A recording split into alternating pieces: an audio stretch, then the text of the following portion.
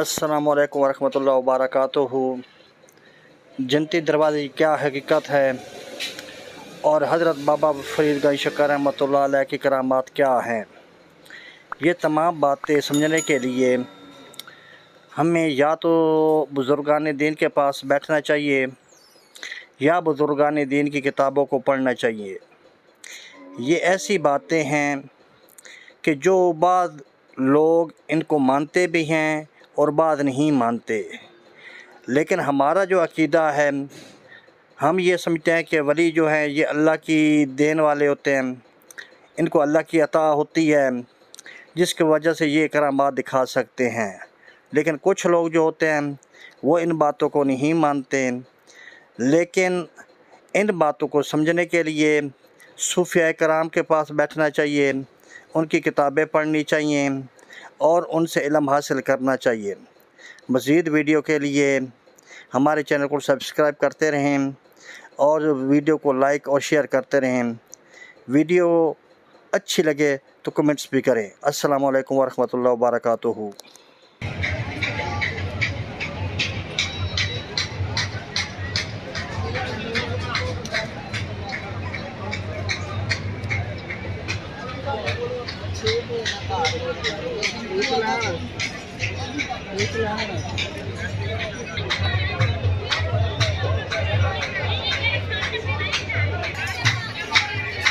gate बांधा मैं गया नहीं ऊपर आ जाओ उस्मान का काट करा मेरी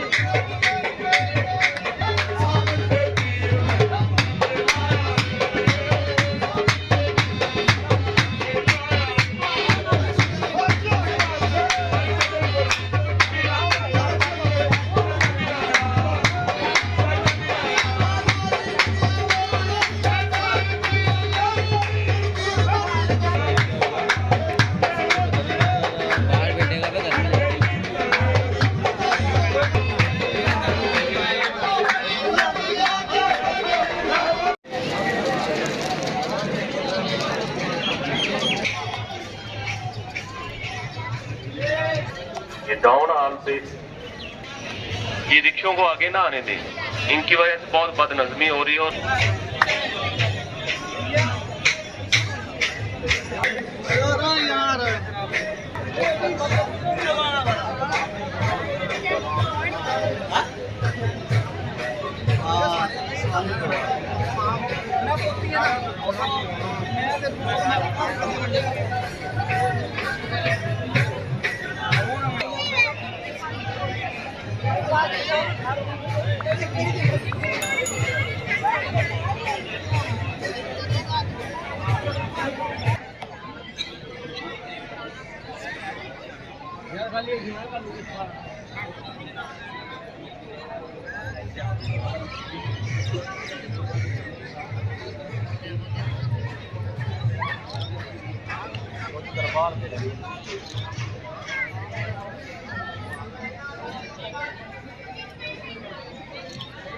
यहाँ पे